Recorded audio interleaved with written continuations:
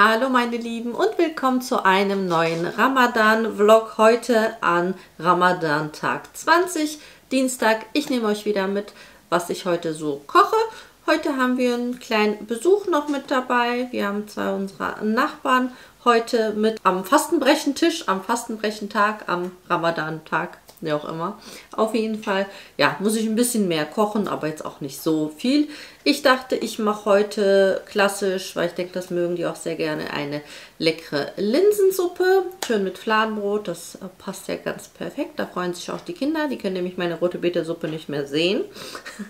Dann machen wir heute wieder Bitki, also das polnische Fleischgericht. Dazu habe ich ja ein ganzes Rezeptvideo für euch. Werde ich euch auf jeden Fall nochmal in die Infobox verlinken. Dort könnt ihr noch die Zutaten in der Infobox finden und nochmal genauere Anleitungen. Ich werde euch hier und da trotzdem noch ein bisschen mitnehmen. Aber für das genaue Rezept könnt ihr euch das Video sehr, sehr gerne anschauen. Dazu mache ich aber nicht wie im Video klassisch die polnische Surówka. Das wäre jetzt so ein Sauerkrautsalat, sondern ich mache einen Porree-Salat.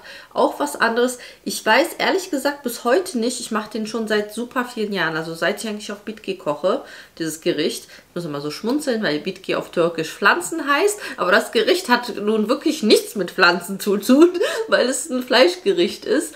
Aber ja, ist sehr lecker, ist übrigens auch sozusagen fast so nach den Bohneneintopf, nach Kudufassfilet so das zweite Lieblingsgericht meines Mannes, würde ich sagen. Ja, klassisch gibt es dazu noch Kartoffeln und als Salat eben, ich weiß nicht, woher ich den habe. Ich habe alle Polen, die ich kenne, gefragt, ob das was Polnisches ist. Die sagen, es ist nichts Polnisches. Vielleicht kennt ihr das, aber das ist einfach ein Porree-Salat mit Karotten und so zeige ich euch noch, was da reinkommt. Ein bisschen Remoulade und Joghurt und so, aber ich weiß ehrlich gesagt nicht, von wo ich den her habe. Ich mache den schon seit über 20 Jahren.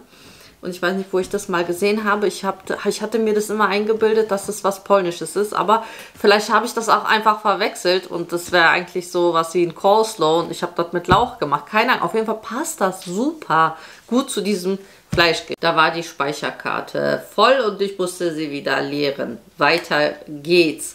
Also, ich weiß nicht, was ich als letztes gesagt habe. Irgendwas mit dem Porree-Salat. Ich mache das, zeige euch das. Falls ihr das kennt, schreibt es mir auf jeden Fall in die Kommentare. Ich weiß nicht, ob ich das mir irgendwo eingebildet habe oder ob es diesen Salat wirklich gibt. Würde ich mich freuen auf euer Feedback. Wir legen jetzt auf jeden Fall direkt los. Starten wir mal. Diese Woche habe ich mir mal wieder eine Kochbox von HelloFresh bestellt mit 3 Gerichten. Super praktisch, um mir diese Woche ein bisschen was zu erleichtern. Du kannst dir deine Box ganz nach deinem Vorlieben zusammenstellen, ob es Fleischgerichte sind mit Gemüse, vegetarisch, familienfreundlich, Balance, vegan, alles ist mit dabei. Sogar Rezepte für den Thermomix gibt es. Du kannst aus 2, 3, 4 oder 5 Rezepten pro Woche wählen. Jede Woche findest du über 30 abwechslungsreiche Rezepte für jede Vorliebe. Im flexiblen Abo kannst du jederzeit die Lieferung anpassen, pausieren oder kündigen. HelloFresh liefert frische, hochwertige Zutaten von zertifizierten lokalen Erzeugern, recycelbare Verpackung und nachhaltige, klimaneutrale Lieferung. Mit dem eingeblendeten Gutscheincode sparst du in Deutschland bis zu 90 € auf deine ersten 4 Boxen von HelloFresh. Kostenlosen Versand für die erste Box gibt's oben drauf.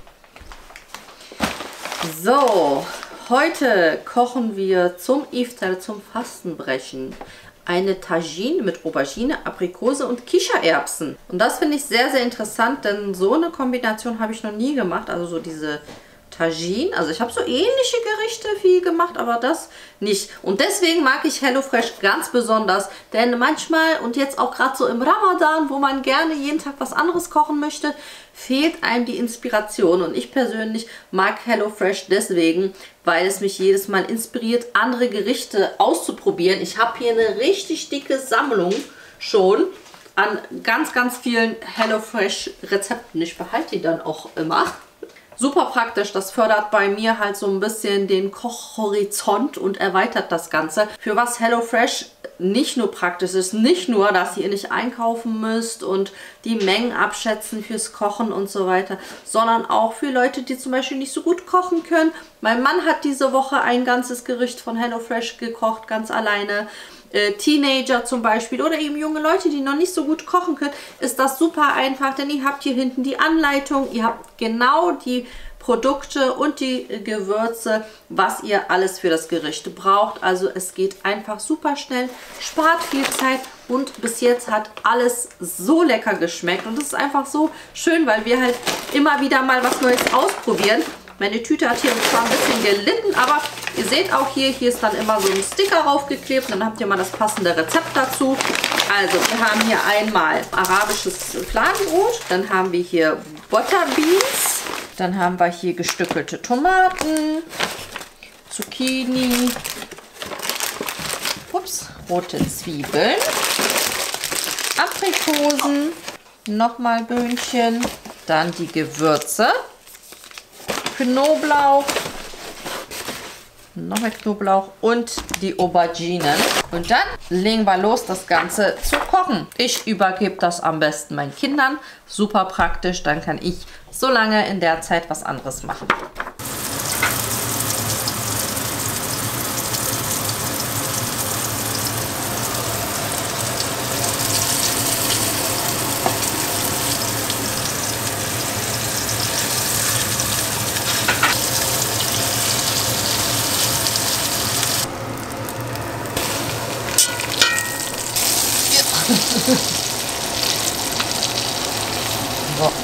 Ich spare mir gerade so ein bisschen Abwasch.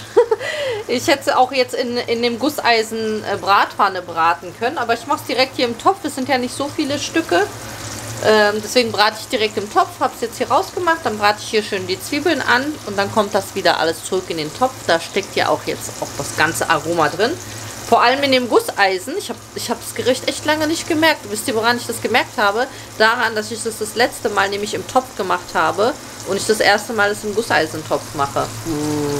Ich gehe davon aus, es wird noch besser, das Gericht. Hat nämlich richtig schön angebraten, das Fleisch jetzt hier im Gusseisentopf. Das macht echt nochmal einen Unterschied.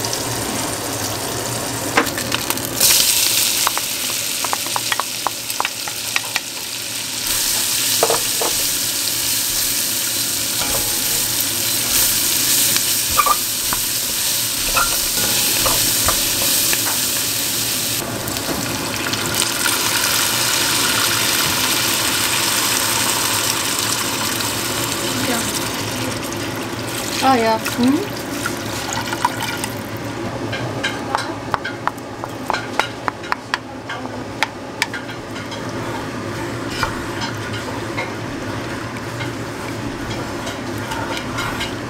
Das waren gerade die klein geschnittenen Pilze, getrockneten Pilze von meiner Mama. Ich gebe da jetzt auch meine Gemüsebrühe mit rein, meine selbstgemachte.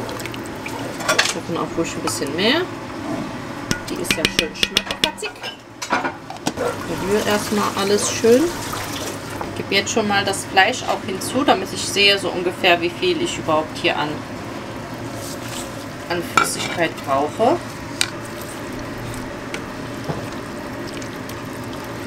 Ja, das reicht auch, glaube ich, schon so.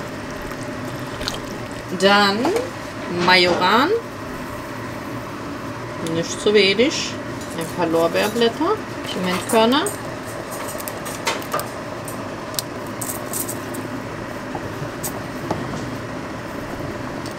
Pfeffer.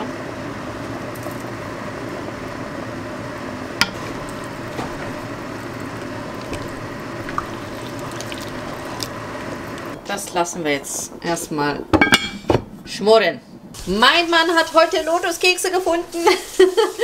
Also, ja, die Kinder sind halt süchtig danach und es geht einfach wirklich super schnell. Also, ich glaube, das ist so die Süßspeise, die es am häufigsten diesen Ramadan gibt.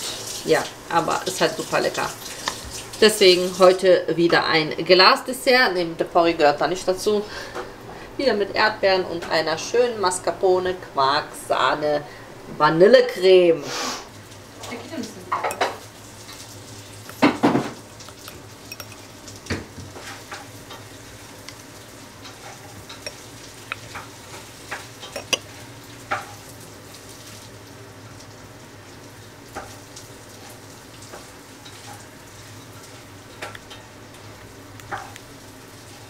Soll ich das aufmachen? so eine große Verpackung ist.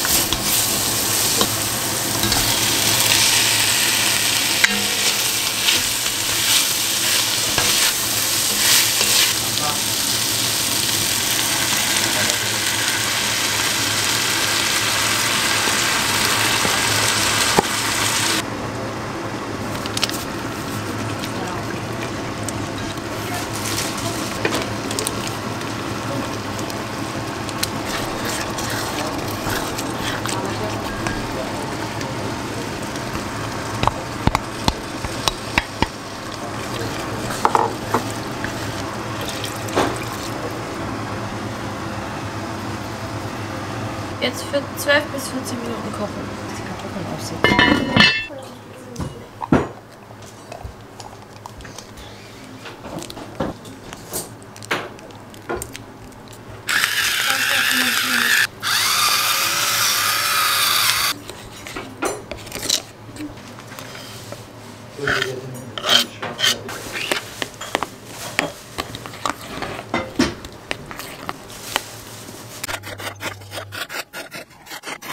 Schaut mal, wie schön dunkel die Soße geworden ist.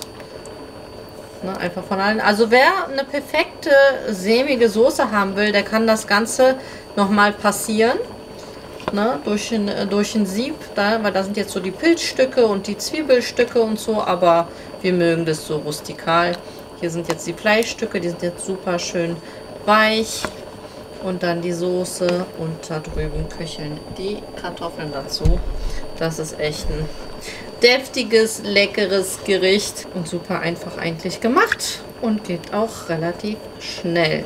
Für den Lauchsalat habe ich hier jetzt den Lauch, den habe ich ganz, ganz fein geschnitten. Also da ist wirklich wichtig, dass der sehr schön fein ist. Die Karotten raspel ich jetzt in der Maschine. Ist jetzt einfacher, weil ich mache da schon ein bisschen mehr rein, weil sobald da der Joghurt und die Remoulade reinkommt, zerfällt das Ganze und dann sieht es echt wenig aus. Deswegen macht ruhig mehr, auch wenn es am Anfang viel aussieht, das schrumpft zusammen, glaubt mir. Könnt ihr mir vertrauen. Warte mal, habe ich die richtige Aufsatz? Ja.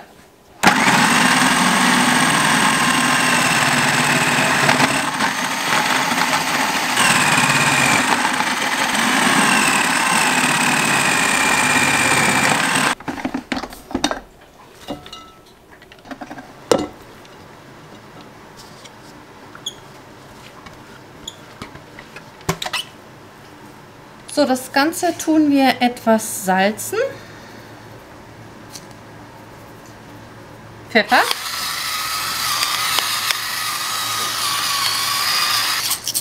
Joghurt gebe ich dazu. Jetzt die wichtigste Zutat ist die ungesunde Remoulade. Aber ich weiß nicht wieso, das muss da rein. Das schmeckt so gut. Vermischen erstmal.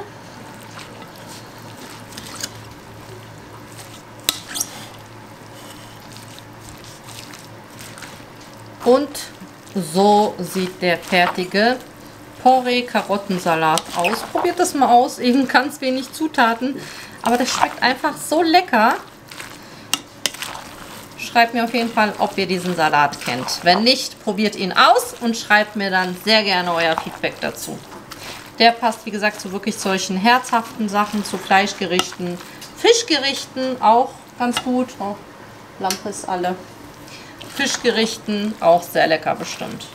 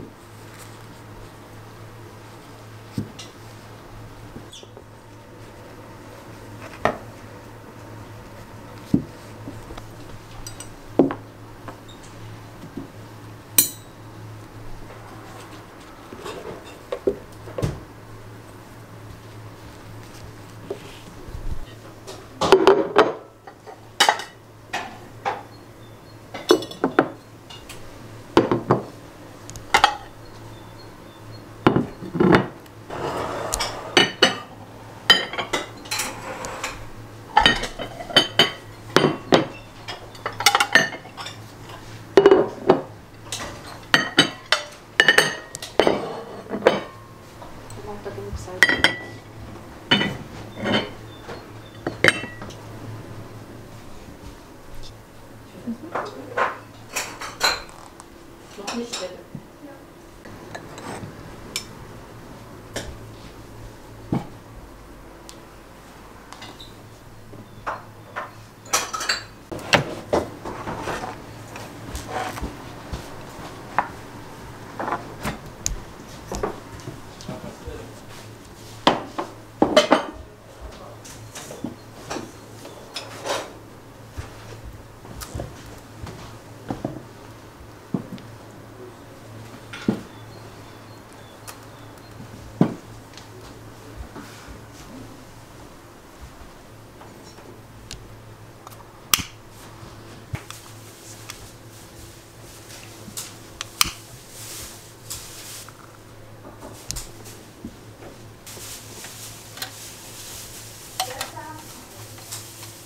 Nereye koyacağım onu? Ya da bak.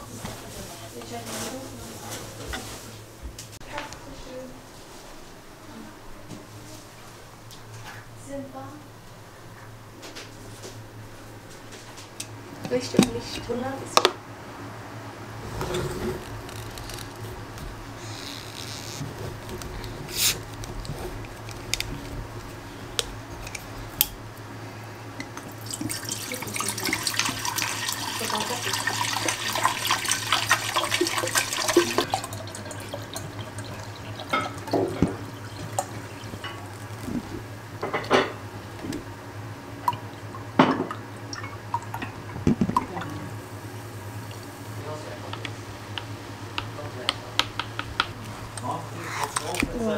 Was hast du denn da mitgebracht?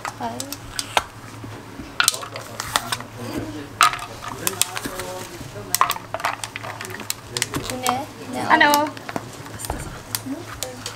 Okay. Das soll sie runterschneiden. Ich war hier mal. Das war vielleicht auch ein bisschen.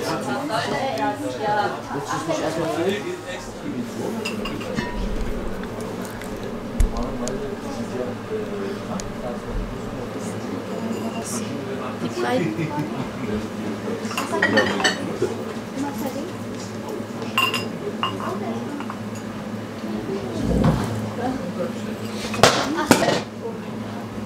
Die ist aber stabil.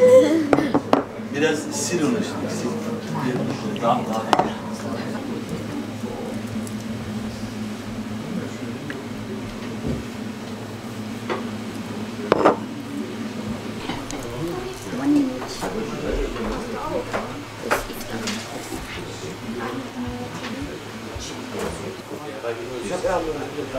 Steht noch was? Ja.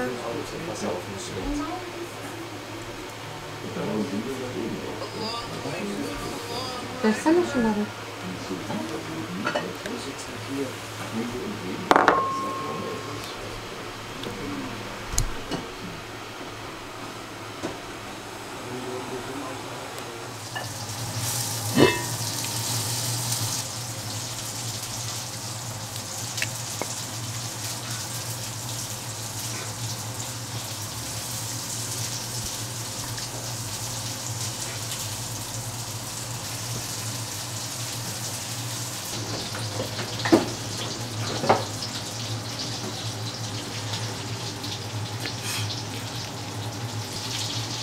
Wir probieren jetzt mal diese, was war das? Tagine, ne?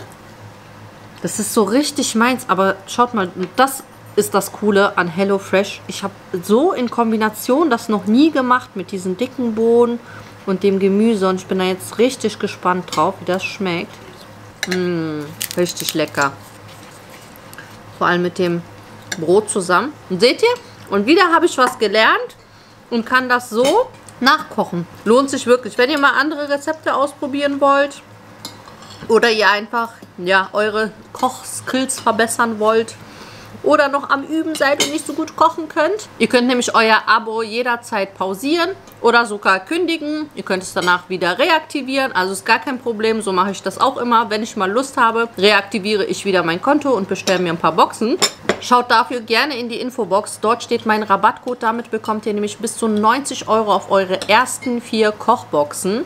Und für die erste gibt es sogar noch kostenlosen Versand obendrauf. Der geht nicht, habe ich mal geguckt, ja.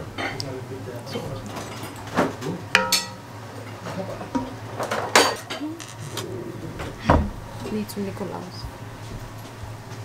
Ich habe nach vorne gemacht. Du musst es dann sagen nach rechts.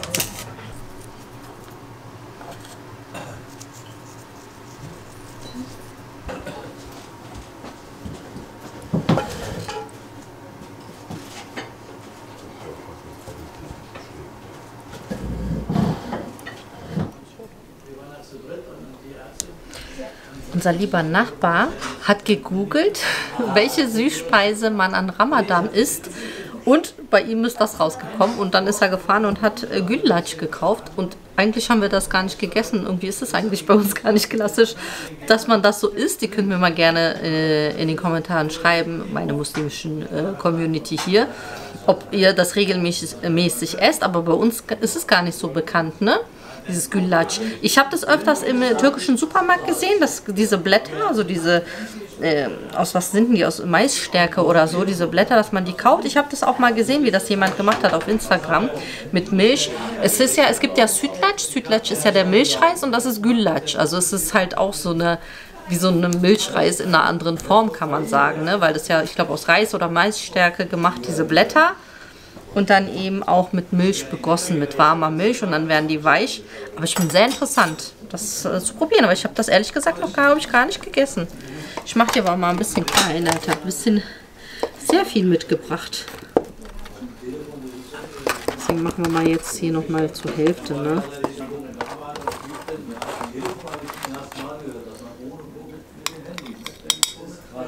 Achso, sind da drin? Das sind, glaube ich, auch nochmal Nüsse, eine Schicht mit Nüssen, wa? Ach nee, er meinte, da ist Kokos drin? Nee, was ist denn da drin? Das sieht mir nach Walnüssen aus. Christian, du meintest, da ist Kokos drin? Echt? Das sieht nach Walnüssen aus. Oder ist das Walnüsse und Kokos? Da bin ich mal gleich gespannt.